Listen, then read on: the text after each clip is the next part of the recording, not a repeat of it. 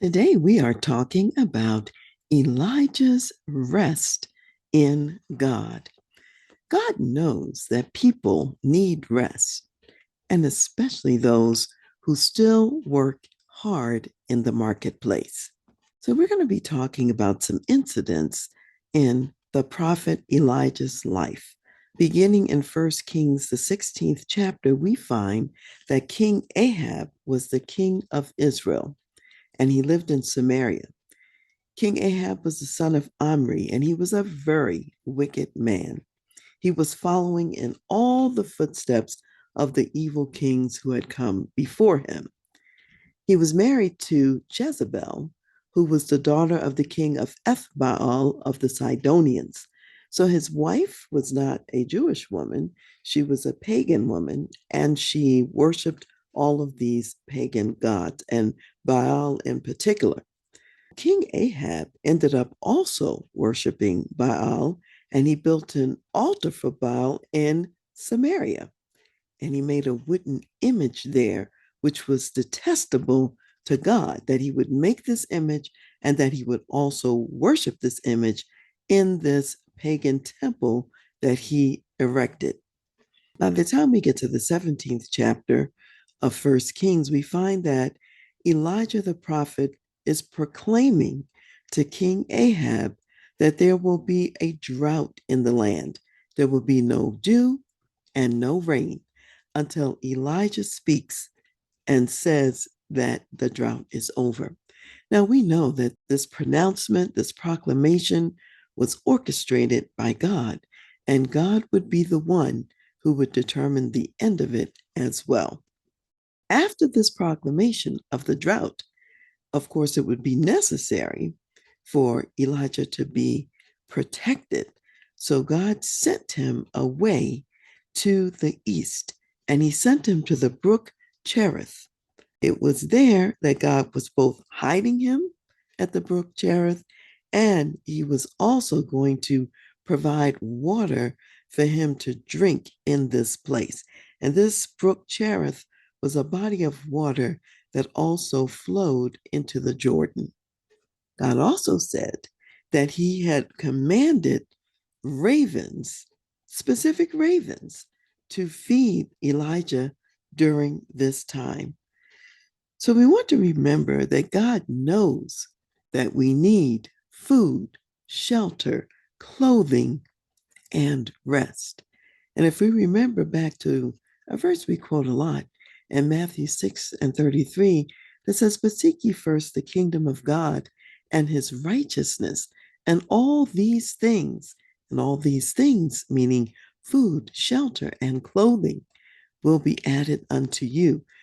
What God wants is for us to prioritize his priorities and his work first, and then he will do his job of providing the food, the shelter, the clothing, and also the rest. After a period of time, God sent Elijah from the brook Cherith and sent him to a widow of Zarephath in Sidon. And I want you to keep in mind that Jezebel was the daughter of the king of the Sidonians. So God is sending him to this pagan land and to a pagan woman who was a widow. And he told Elijah that he had already designated that this woman was to provide for him. Because, mind you, the drought is still continuing. So when Elijah gets to the widow of Zarephath, he asked her for a cup of water and he asked her for a morsel of bread. And she was at that time using a small amount of oil and a small amount of flour and was planning to make a meal for herself and her son. And the prophet said to her, "Bring me a small cake first." And just imagine what kind of faith it must took to even consider this, what would seem like an outrageous request. This woman does not have enough food for herself and her son. And the prophet says, "Out of the little that you have, which is not even enough, bring me a cake first." So this woman has the opportunity to practice what we're talking about in Matthew 6 and 33, to seek first God's priorities, God's kingdom, and see then what God would do to provide for her. So the prophet told her, the flour, if you provide this cake for me first, the flour won't be used up, nor will the oil run dry until the Lord sends rain. She chose to operate in faith. She chose to trust what the prophet was saying. And she obeyed and provided, made a cake, and gave him a cake first. As a result of that, her household did not run out of food until the end of the drought. Obedience and putting God first brings blessing always. After Elijah later triumphed over the prophets of Baal on Mount Carmel, and you probably know the story of the great showdown when all the prophets of Baal showed up and Elijah showed up. When they were ineffective, Elijah had them to pour water all over the altar, trench all around the altar, plus the altar. And of course, God came down and provided tremendous fire and burned up everything. And also, Elijah killed that day the prophets of Baal who were there. We find then that in chapter 19 of First Kings, Jezebel, after all this event happens, she threatens to kill Elijah by the next day. Now, mind you, God has been providing for Elijah. God has been hiding Elijah. He's been protecting Elijah all up to this point. However, Jezebel, now she was a wicked, evil woman with a lot of power, and she had done many people lots of harm, and she had killed the vast majority, it would seem, of the prophets of God already. So when Elijah heard this threat from Jezebel, he certainly knew that on some level she was quite capable of doing what she threatened to do. And so he became afraid and he ran for his life. As he was running for his life, one of the places he stopped was Beersheba in the region of Judah, and he left his servant there. And then he went on a day's journey into the wilderness. When he got to the place in the wilderness where there was a broom tree, he sat down under the broom tree and he became so despondent that he prayed to God that he would just die. After that, he slept under the broom tree. You have to remember this day's journey into the wilderness had caused Elijah to become extremely exhausted. And so he's tired and now he's sleeping. And while he's sleeping, he wakes up because an angel touches him. And the angel has prepared for him a cake of bread and a jug of water. And the angel tells him to get up and to eat and to drink. So he gets up, he eats and drinks, he lays back down and goes back to sleep. And then the angel wakes him up again and gives him more food and more water to drink. And after this time that he eats the second time, he tells him to arise and to journey to another place. And he is letting him know that this journey is too great for him in his own strength and power. But God, of course, is giving him food and water in preparation for this journey. And from that food that God provided through the angel, Elijah traveled 40 days and 40 nights on God's supernatural provision of food and water. That's a long time, 40 days and 40 nights on the food that God provided through the angel. And when he gets to the destination, he goes to a cave and he hears the voice of the Lord. And God says to him, "What are you doing here, Elijah?" As the conversation goes, Elijah is telling him how he's been zealous for the Lord and now he's been left all alone and these enemies are seeking his life. And on he's telling God and complaining of these circumstances. And what I want you to understand is under conditions of exhaustion, we lose perspective. Fear increases. Secondly, there's a hopelessness that sometimes can settle in. And he was so hopeless under the broom tree that it was to the point of death. He just wanted to die and call it the end, make it over.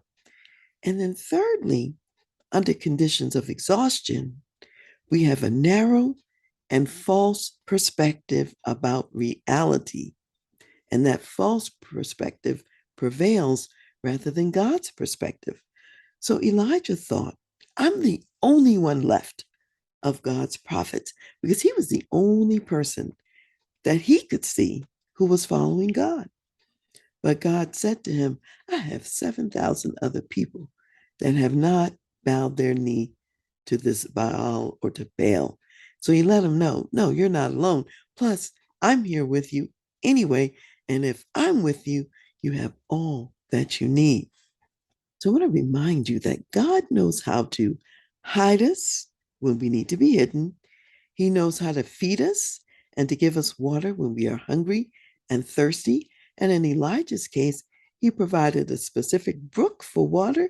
He provided ravens who he had specifically commanded to feed him. He provided an angel to feed him.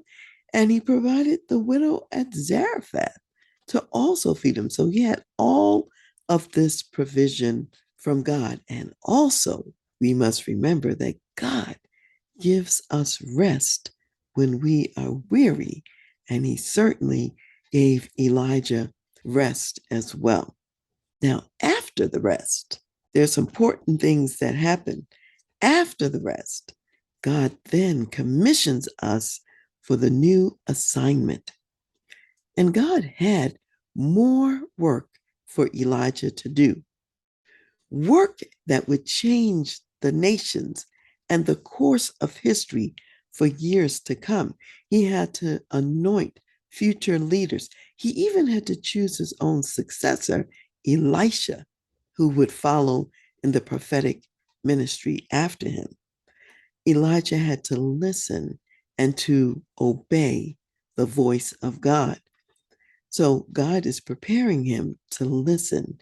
And so Elijah steps outside and he's paying attention. And as he's out, he sees and hears the effects of a strong wind, but God wasn't in the wind. He sees and hears the earthquake, and God's not in the earthquake. He sees the fire, and God is not in the fire. And then it becomes quiet and still, and God speaks in a still, small voice in the quiet. And that's where God gives Elijah his marching orders for the next part of his work and his ministry. However, first, God gave him rest.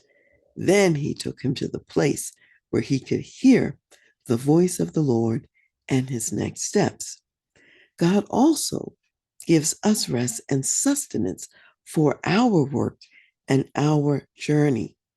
Remember to prioritize his work in your life and watch him give you rest also.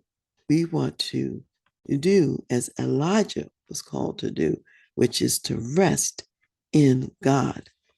I'd like to read something today, which is in 1 Kings, the 19th chapter, and it's verses 4 through 8. And it says, speaking of Elijah, but he himself went a day's journey into the wilderness and came and sat down under a broom tree. And he prayed that he might die and said, it is enough. Now, Lord, take my life, for I am no better than my fathers. Then as he lay and slept under a broom tree, suddenly an angel touched him and said to him, arise and eat. Then he looked, and there by his head was a cake baked on coals and a jar of water. So he ate and drank and lay down again. And the angel of the Lord came back the second time and touched him and said, "Arise and eat, because the journey is too great for you." So he arose and ate and drank, and he went in the strength of that food 40 days and 40 nights as far as Horeb, the mountain of God. So we want to remember that God's food and rest are more than what we can provide for ourselves. Elijah went a day's journey into the wilderness before God provided his supernatural provision. After God's supernatural provision, he went 40 days and 40 nights. There is no rest like God's supernatural rest. As a marketplace ministry leader, you need the rest of God so that you may do the work of God. So let me remind you to rest in Him.